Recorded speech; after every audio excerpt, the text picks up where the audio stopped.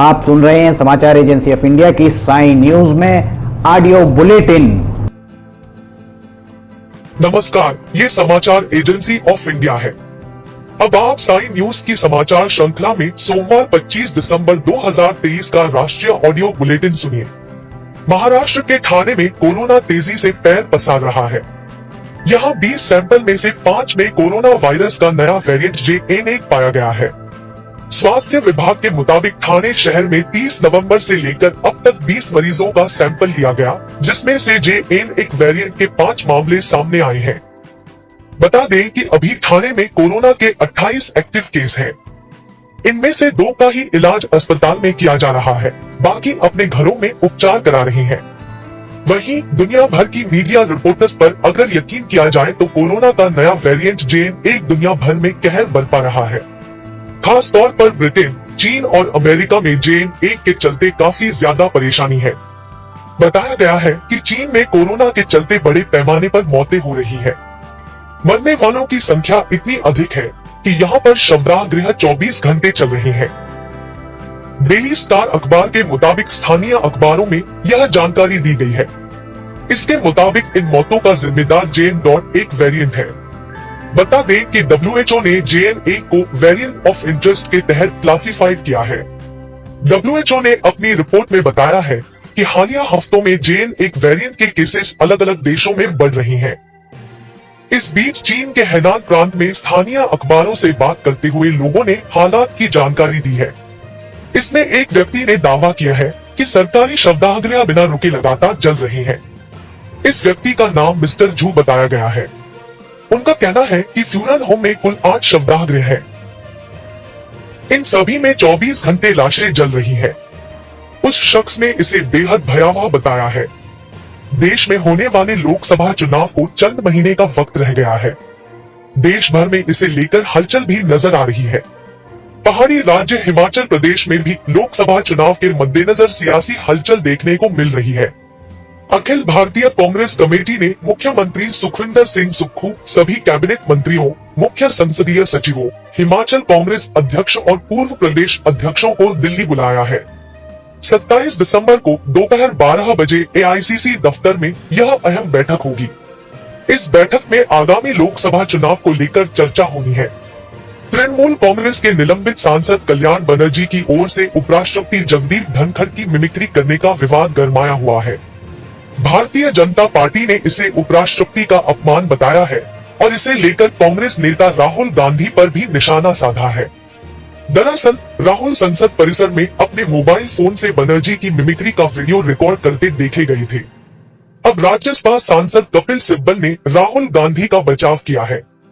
सिब्बल ने कहा कि आखिर वीडियो बनाने में क्या गलत है। उन्होंने कहा, राहुल ने खुद तो वीडियो को आगे बढ़ाने के लिए किसी मंच का इस्तेमाल नहीं किया।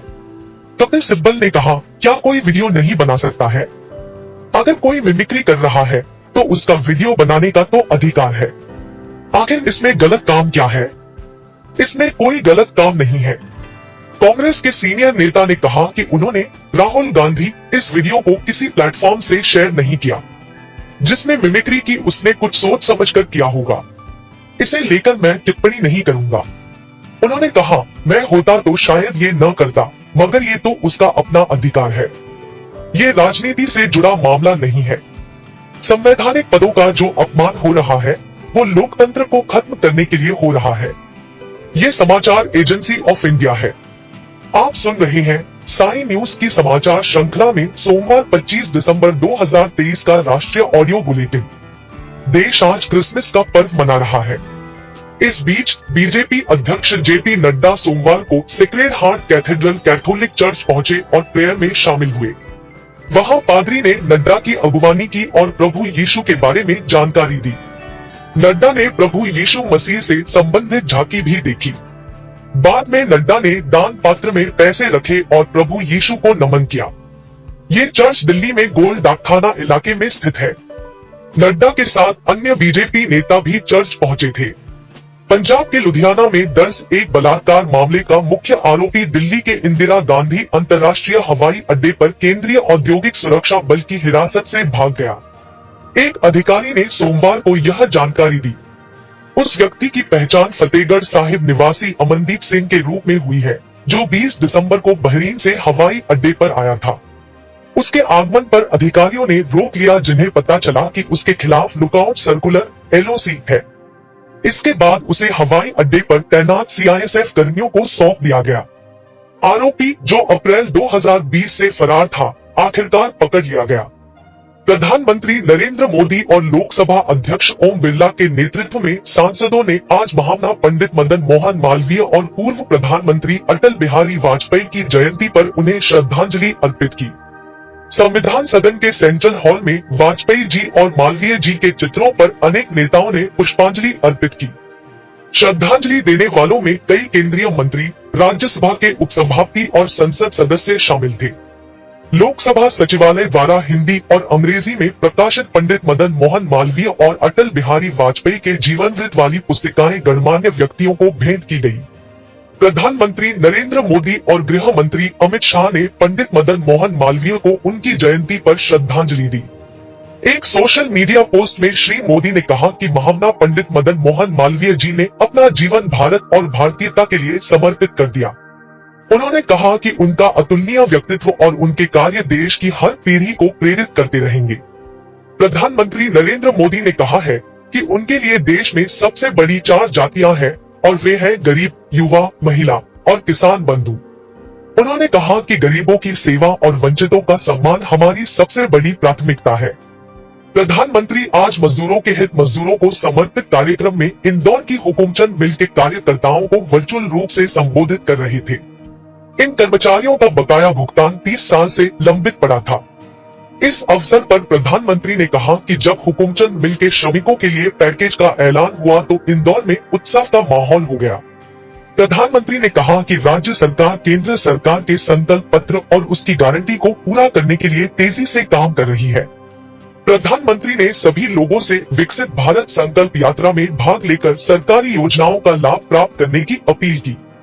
आज पूर्व प्रधानमंत्री अटल बिहारी वाजपेयी की जयंती है।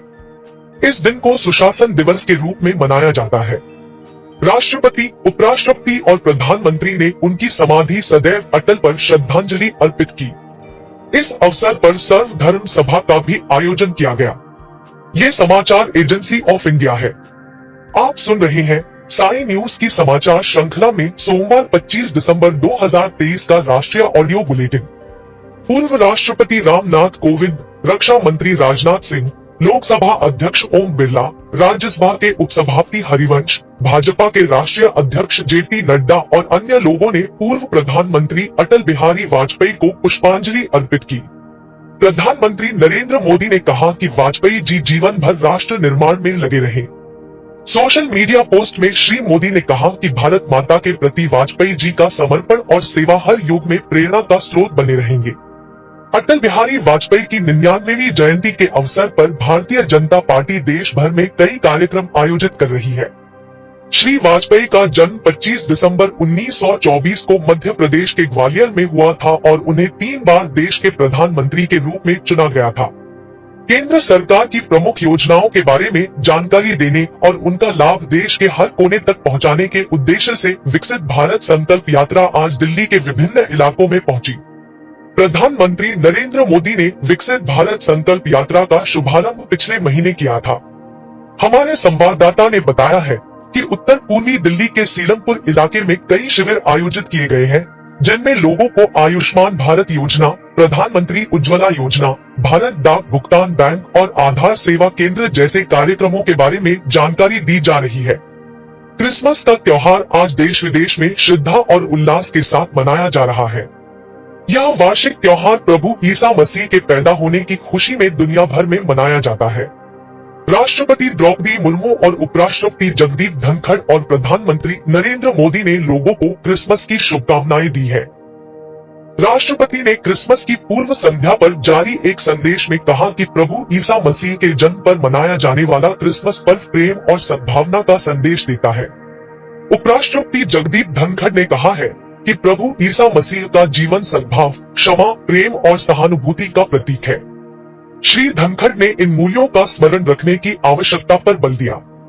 प्रधानमंत्री ने कहा कि त्योहारों का यह मौसम सभी के लिए खुशी, शांति और समृद्धि लेकर आए। क्रिसमस और नव वर्ष के जश्न के लिए हिमाचल प्रदेश के सभी पर्यटक स्थलों में पर्यटकों की संख्या बढ़ गई है। सप्ताह के अंतिम 3 दिनों में 55,000 से अधिक वाहन राजधानी शिमला पहुंच चुके हैं। पर्यटन की बढ़ती संख्या को देखते हुए एक विशेष रेल भी चलाई गई है। उत्तर भारत में शीतलहर जारी है। राष्ट्रीय राजधानी दिल्ली में आज घने कोहरे के साथ सुबह का तापमान 9.4 डिग्री सेल्सियस दर्ज किया गया। शहर के कई हिस्सों में दृश्यता कम रही। केंद्रीय प्रदूषण नियंत्रण बोर्ड के अनुसार दिल्ली का वायु गुणवत्ता सूचकांक बहुत खराब श्रेणी के साथ 400 के आसपास है। घने कोहरे के कारण इंदिरा गांधी अंतर्राष्ट्रीय हवाई अड्डे पर कुछ उड़ान प्रभावित हुई है। यात्रियों को संबंधित विमान सेवा से संपर्क करने के लिए कहा गया है। पेटीएम की पेरेंट कंपनी ONE97 कम्युनिकेशन ने 1000 से ज्यादा लोगों को नौकरी से निकाल दिया है। ये कंपनी की अलग अलग यूनिट्स में काम करते थे। कंपनी अपने अन्य बिजनेस पर फोकस करने के लिए कॉस्ट कटिंग पर फोकस कर रही है। छंटनी का ये दौर पिछले कुछ महीनों से चल रहा है। कंपनी ने कुल कर्मचारियों के 10% को लोगों को नौकरी से निकालने का फैसला किया है। इसके अलावा कंपनी ने अपने स्मार्ट टिकट कंज्यूमर लैंडिंग और बाय नाउ पे लेटर में भी बदलाव किया है। ठग के अनसिक्योर लोन्स के फैसले को देखते हुए भी ऐसा किया गया है। कुछ समय पहले ही कंपनी ने कहा था कि वह अब छोटे लोन्स देने बंद करने जा रही है, यानी अब सिर्फ बड़े लोन्स देने पर ही काम किया जाएगा। आप सुन रहे थे समाचार एजेंसी ऑफ इंडिया की साई न्यूज की समाचार श्रृंखला में सोमवार 25 दिसंबर 2023 का राष्ट्रीय ऑडियो बुलेटिन।